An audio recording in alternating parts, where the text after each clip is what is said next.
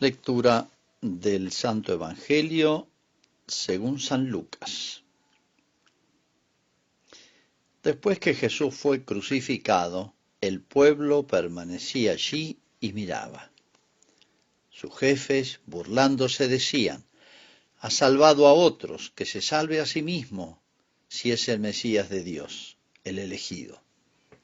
También los soldados se burlaban de él, y acercándose para ofrecerle vinagre le decían: «Si eres el rey de los judíos, sálvate a ti mismo». Sobre su cabeza había una inscripción: «Este es el rey de los judíos». Uno de los malhechores crucificados lo insultaba diciendo: «¿No eres tú el Mesías? Sálvate a ti mismo y a nosotros». Pero el otro le increpaba diciéndole: «¿No tienes temor de Dios, tú que sufres la misma pena que Él? Nosotros lo sufrimos justamente porque pagamos nuestras culpas, pero Él no ha hecho nada malo». Y decía: «Jesús, acuérdate de mí cuando llegues a tu reino». Él le respondió: «Yo te aseguro que hoy estarás conmigo en el paraíso». Es palabra del Señor. Hoy estamos viviendo, hoy en nuestros tiempos, en el mundo, que a través de todos los medios técnicos que hay ahora nos enteramos al momento de lo que está pasando en los lugares más remotos, y al instante nos enteramos. Vemos cómo en el mundo podemos decir las cosas andan mal. Y es más, hay muchos temas que se podrían tocar de cosas que no andan como corresponde, pero hay una que es como la central de todas. Hay una que es como el vértice de todos los males, o la raíz de todos los males. Y podemos decir que es, siguiendo el pensamiento del Papa Pío XI, que puso esta fiesta de Cristo Rey en el año 1925, y cuando él justifica en una encíclica bellísima, que sería muy lindo que los cristianos la releyeran, se llama la Quas Primas, él explica, dice: ha terminado la Primera Guerra Mundial, 1914-1918. Él la está escribiendo en 1925. Ya han pasado algunos años. Dice: se han hecho tratados de paz, pero sin embargo, no creamos en esta paz, lo digo con mis palabras, porque no ha habido pacificación de los corazones, de los grupos humanos.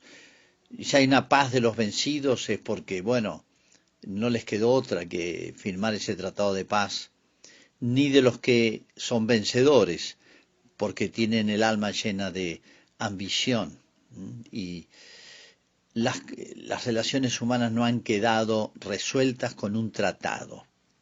El único que es capaz de resolver este problema, que estalló en una guerra mundial atroz como fue la Primera Guerra Mundial, es Cristo.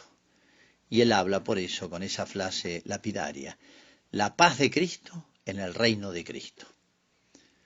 Con esto el Papa estaba preanunciando la Segunda Guerra Mundial, que vino poquitos años después, pero percibía perfectamente, hacía el diagnóstico perfecto de la situación de la Europa de la post-Primera Guerra Mundial, con la cual prácticamente se inaugura el siglo XX, tan orgulloso de sus logros científicos y tecnológicos.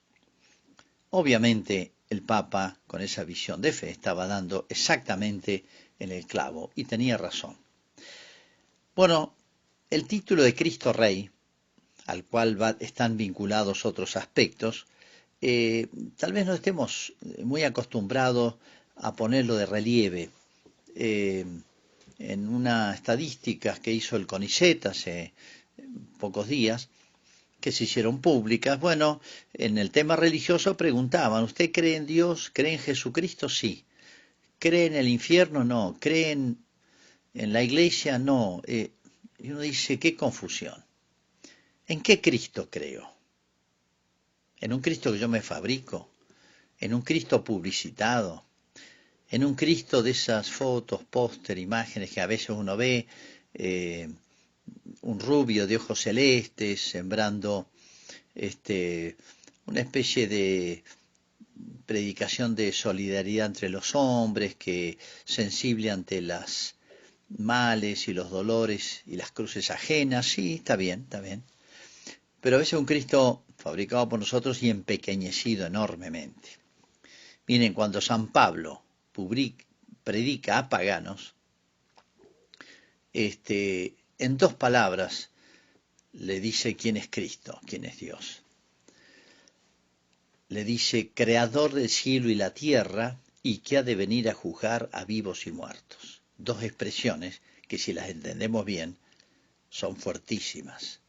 Creador del cielo y la tierra. O sea, ¿Cristo quién es? Dios. Y este cosmos enorme que nos fascina, nos admira, cuya profundidad no conocemos, cuya antigüedad mucho menos, sobre el cual la ciencia investiga y no llega apenas a conocer lo mínimo, que tiene más misterios que cosas develadas, certezas. Dios hizo el cielo y la tierra y lo sostiene, porque si Dios no sostuviera el universo, vuelve todo a la nada. Y que venía a juzgar a vivos y muertos. O sea, está en el principio de todo y en el fin de todo. Sobre todo acá, el juicio corresponde a los hombres, no al resto de la creación. Y nos debiera hacer pensar mucho. Son dos frases durísimas, claras, yo diría más que duras, luminosísimas, que si uno las piensa, las medita, no le queda otra que decir, sí, es lógico que es así. Pero ¿somos consecuentes con eso? Fíjense, ¿por qué le damos este título de Cristo Rey? ¿Qué significa? Le damos este título, lo cual significa derechos. Un rey, estamos haciendo una comparación con las cosas humanas, tiene derechos y deberes. Bueno, hoy no se habla más que de derechos. ¿Qué se logra con eso? Crear una especie de egoísmo total. Nadie tiene deberes, todos tienen derechos. Entonces estamos creando un egoísmo social, individual, familiar, que hace estallar todo lo que tenga que ver con las relaciones humanas. Ya estalló el matrimonio, estalló la familia, estalló el pueblo, la ciudad, el país. Hoy vemos incendiarse América y con problemas de fondo que no tienen manera de resolverse, por más que hayan llamados de paz de los pueblos, de las Naciones Unidas, de los episcopados, de voces solitarias, porque está, lo que decía el Papa, el problema en el corazón del hombre, y yo diría en la cabeza del hombre. El corazón significa las dos cosas, ante todo la cabeza. ¿Cuál es la raíz de todos los problemas de antes de la Primera Guerra, de la posguerra, de la Segunda Guerra y acrecentados en nuestro siglo XXI? Y bueno, el Papa lo resume en una palabra. Es que hemos desconocido, y no solamente hemos desconocido, sino que hemos, por así decir, pronunciado de mil maneras distintas esa tremenda frase que Jesucristo la dice en una de las parábolas del final de su vida. No queremos que éste reine sobre nosotros. No queremos que éste, Jesús, reine sobre nosotros. Matemos al Hijo, dice la parábola, y nos quedaremos con su reino. ¿Qué es lo que notamos detrás de todos los fenómenos? El pensamiento moderno, posmoderno, progresista, como quieran llamarlo, liberal, marxista, socialista, masónico, etcétera. En último término, el Papa lo resume: hemos arrebatado a Cristo y nos hemos quedado con lo que hemos arrebatado, lo que le corresponde a Él. Y esto no ha sido la muerte de Dios, es la muerte del hombre, es la muerte de la sociedad, es la aniquilación de todo lo humano. ¿Qué títulos tiene Cristo? Miren, para un cristiano esto es muy redundante.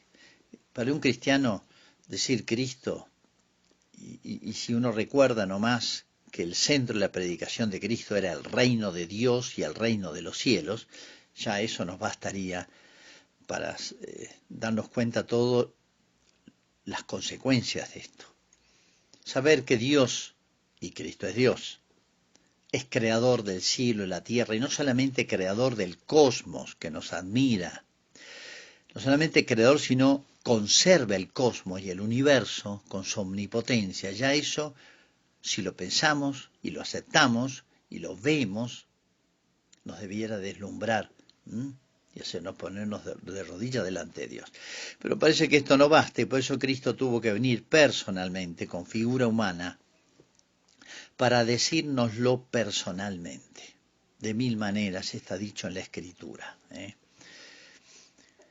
Y San Pedro dice, y tiene la autoridad que sabemos que él tiene, dice, hemos sido comprados no con oro o plata, como se rescataban los esclavos en la antigüedad, sino con la preciosa sangre del Hijo de Dios, la preciosa sangre del Cordero, la preciosa sangre de Cristo.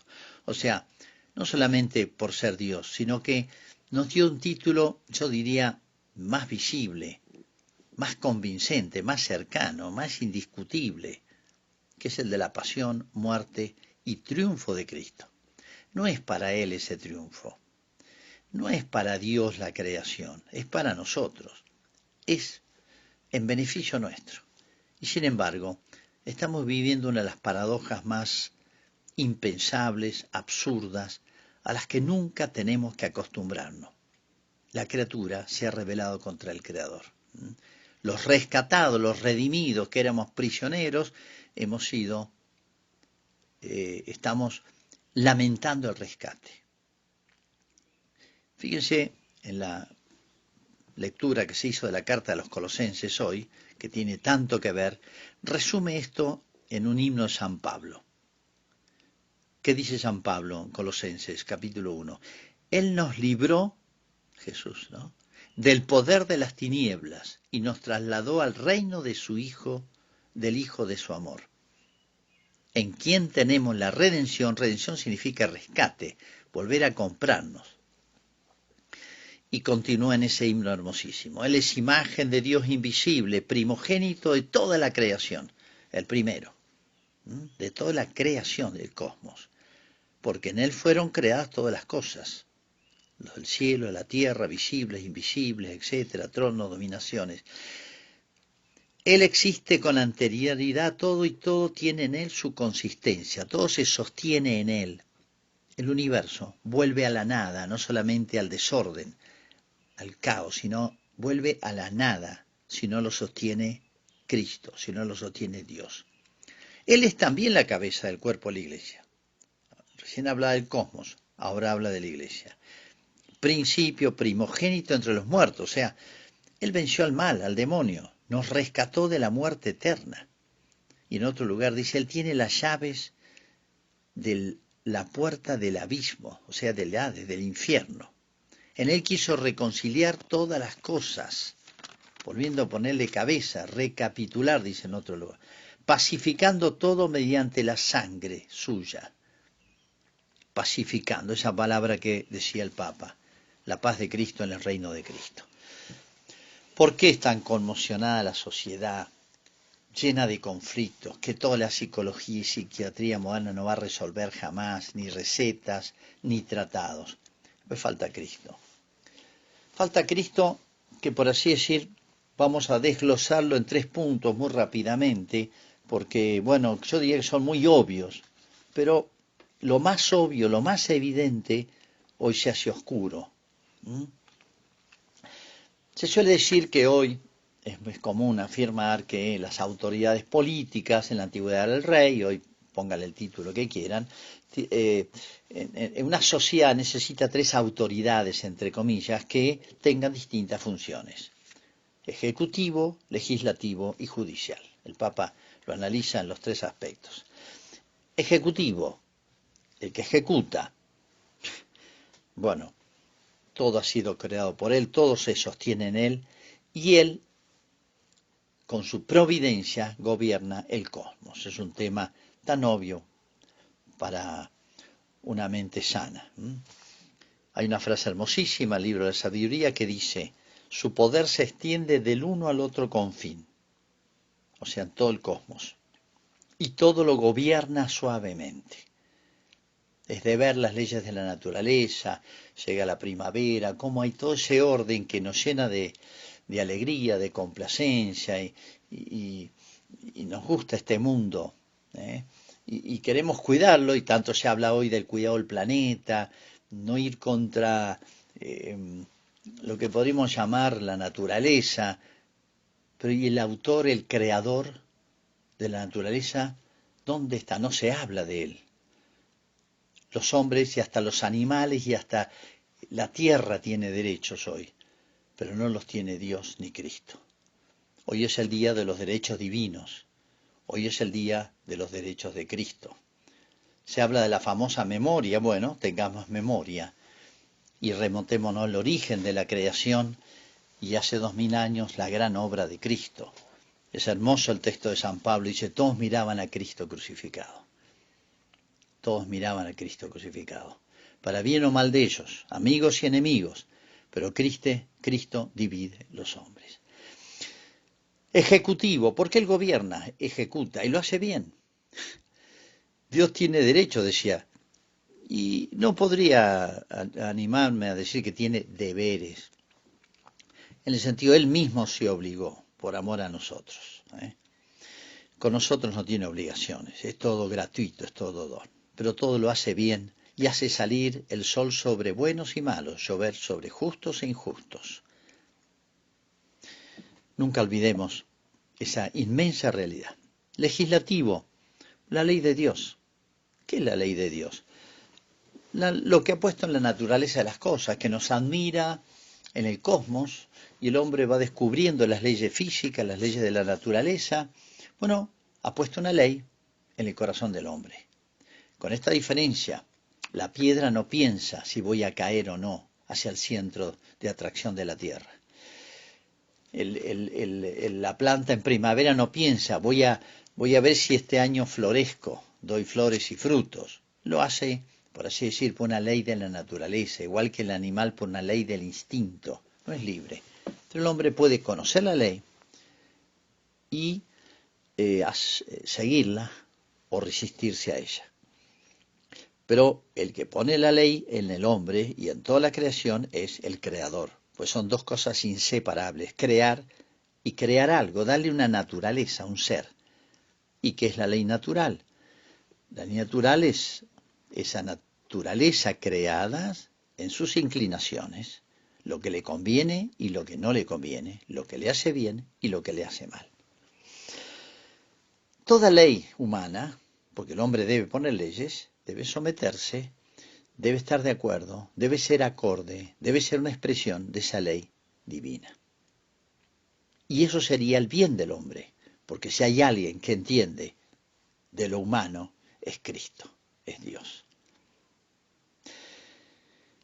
Legislativo, legisla, y legisla a su modo, y de una manera hermosísima, porque nos da la libertad con la inteligencia de conocer la ley y cumplirla. Yo diría judicial, que es uno de los aspectos más desconocidos de Cristo. Cristo es el juez y va a tener la última palabra. ¿Cuántos tribunales humanos? ¿Cuántas personas? ¿Con qué libertad se hacen juicios, se juzga? La prensa se siente dueña de sentenciar como si fuera un tribunal judicial. Quién es bueno y quién es malo lo decide, o lo deciden centros de poder, centros de influjo, nacionales, locales, internacionales, centros de poder. Pero miren, la última palabra la tiene Cristo. Como vimos el domingo pasado, Él va a venir a juzgar a las naciones con justicia. Él juzgará las naciones con justicia. Con justicia, no se preocupen, pero atenti, Él juzgará a todas las naciones. La última palabra la tendrá Él. Y acá, un tema que, bueno, ya lo hemos aparecido, sobre todo el domingo pasado, Él pondrá a su derecha y a su izquierda. A su derecha, venid benditos de mi Padre a tomar posesión del reino. ¿Para quién? Para los que reconocieron su soberanía. Llámenlo rey, llámenlo con el título que quieran. Lo que interesa es el hecho, la realidad. Y a los otros dirá, apartados de mí, malditos al fuego eterno. Y ahí comienza el para siempre, para siempre, para siempre. Porque ¿quién se atreverá a cuestionar una sentencia de Dios, del Hijo de Dios, que aparecerá en su gloria y en su majestad. Tremendo pensar esto, cómo lo ha olvidado el mundo moderno. Ahora, yo me he preguntado mucho por qué. ¿Por qué se olvida esto? ¿Qué ha pasado en nosotros? Miren, uno se extraña y no se extraña. Digo que no se extraña porque ha pasado tantas veces en la historia y en la vida de Cristo. Miren si dio pruebas, Jesús, personalmente, visiblemente, evidente y obvio era lo que Él hacía para deslumbrarnos. Y sin embargo, despertó no solamente la envidia, por lo cual lo entregaron a Cristo, sino produjo, o no sé si lo produjo, si es correcta la frase, pero se dio ese fenómeno que se da en los seres humanos, que es la ceguera. Tener algo evidente que se ve delante y no verlo. Cristo hablaba de la ceguera o de la dureza de corazón. Así que no nos extrañe que vuelva a pasar muchas veces en la historia, y es lo que estamos viendo. Pero yo digo, en estos 4 puntos entraría la incomprensión de estas verdades gigantescas. Dejarle a Dios ser Dios. Los gobernantes se quejan de la no gobernabilidad. Déjenme gobernar. Es un término que acuñado justamente ante todos los conflictos sociales que desconocen su autoridad o le hacen imposible aplicar un plan de gobierno. Si hay alguien que puede quejarse de la ingobernabilidad, es Dios. Dejemos a Dios ser Dios. Dejemos a Cristo, ser Rey, gobernar, no para bien de Él. Él no quiere aplastar las naciones, Él quiere llevarlas al reino eterno. Yo decía que encuentro 4 dificultades, 4 ideas que se han ido, eran semillas hace siglos y hoy son un bosque. Esas 4 ideas que han hecho daño y han oscurecido las mentes, para que lo piensen y lo mediten, son estas. En primer lugar, lo que podemos llamar el laicismo. La palabra no es mía, es del Papa Pío XI. La peste de nuestros siglos lo llama. ¿En qué consiste el laicismo? Esto que difundió antes de la Revolución Francesa todo el pensamiento que llamó ilustrado. La Revolución Francesa fue la eclosión de estas ideas que después se impusieron en el mundo y llegaron a nuestra patria. Y a nuestra patria vamos a hacer los nombres para que nos ubiquemos. La implementaron varios presidentes cuyos nombres son muy claros. Mitre, Sarmiento, Roca y Juárez Celman, por decir los 4 nombres más notables. Pensaron haber cumplido una gran misión, hacer de la patria naciente, desgarrada por las guerras civiles, definitivamente una patria sin Dios. Eliminar a Dios de la educación, de los cementerios, de la vida pública, de la sociedad. Lo presentaban, imitando a Europa, como un gran adelanto. Segundo lugar, el concepto de libertad como un absoluto. Miren, Cristo definió la libertad. Conoceréis la verdad y la verdad os hará libres. La planta y la piedra no son libres de caer o reverdecer en primavera. No pueden decidirlo, nosotros sí. Entonces, ¿qué es la libertad? Que merece el nombre verdadero de libertad. Es conocer la verdad con nuestra inteligencia que Dios nos dio y voluntariamente seguirla, por así decir, por propia iniciativa, por motor propio, no por obligación, no por castigos, no por premios, sino porque es bueno esto. Hoy la libertad se ha convertido en absoluto, es autonomía, es hacer lo que quiero y ha llegado a límites absurdos, locos. Sobre todo hoy, para poner un ejemplo muy del día, la ideología del género. Yo construyo todo. Han visto que hoy la palabra construir está en todos los temas transversalmente de la sociedad. Hay que construir ciudadanía, hay que construir el sexo, hay que construir identidad, hay que construir. Todo se construye. Pero el hombre tiene tanto poder, eso es propio de Dios, ¿no? Hay una palabra horrible también que apareció mucho en ámbitos feministas, que es empoderarse. O entre los políticos, espacios de poder. Fíjense, todo es poder, dominio. pero el hombre está hecho para cosas más nobles. Es conocer la verdad y seguirla, preocuparse por el bien común, mucho mejor, y ser respetuosos del bien con mayúscula, que se llama Dios, que se llama Cristo. ¿Cómo nos engaña este moderno concepto de libertad y cómo nos destruye? En tercer lugar, reducir la religión católica a una religión más y a una cosa subjetiva. O sea, tu religión, tu subjetividad, pero no tiene ningún asidero en la realidad exterior, objetiva. Cuarto lugar, las grandes mentiras. No es el tiempo ahora para exponerlas. Las grandes mentiras históricas. Pero la puedo reducir en dos palabras. Esto que fue un lema de la masonería hace 200 años. Y ya difundido, y uno la vuelve a escuchar casi igual.